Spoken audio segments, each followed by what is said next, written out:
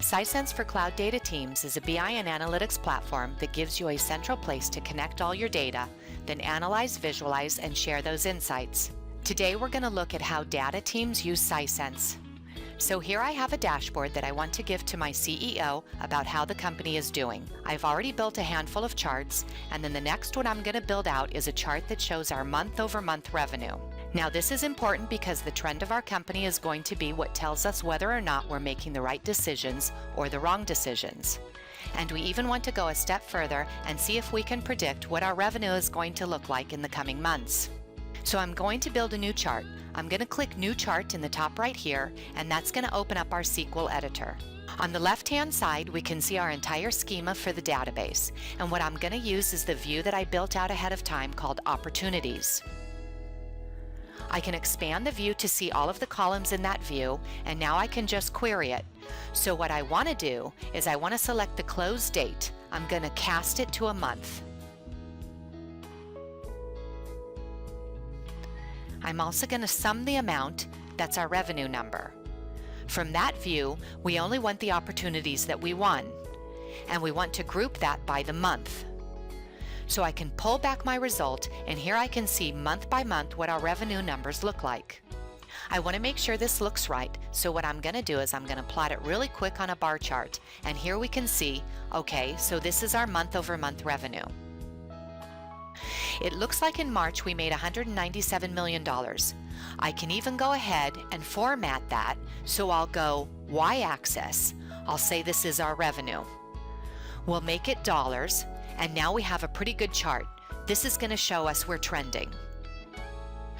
But what this doesn't do is it doesn't give us any indication of what we're going to do next month. So to do that, what we're going to do is take this data and actually bring it into the Sisense Python integration, where we can use Facebook's profit library to make a prediction of what the month to come will look like. So I'm going to do that by pressing this plus sign here. That opens up the Python environment, and our output from the SQL is going to be imported as a data frame. And now I can just go ahead and manipulate that data frame to get the forecast.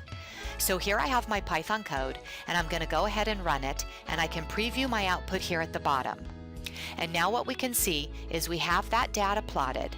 All our month-over-month revenue numbers are plotted as dots. But what we have in addition to that is the forecast provided by the profit library. So we can see what our trends look like in the past, and we can also see what the prediction is for the coming months. So our revenue actually looks pretty spiky month over month. We can see that in January there's typically a dip, and then it goes up all the way to March and then back down in April. And this trend continues every 3 months, so it's a very quarterly based business. We typically start a quarter slow and end strong. And based on that information, we can see that April is not going to be a very high producing month, but we are going to see spikes in May and even more in June. Now I tell Sisense that this is a Python chart. I can name this Monthly Revenue Forecast. I can go ahead and save this, resize it, and place that on the dashboard under the revenue header.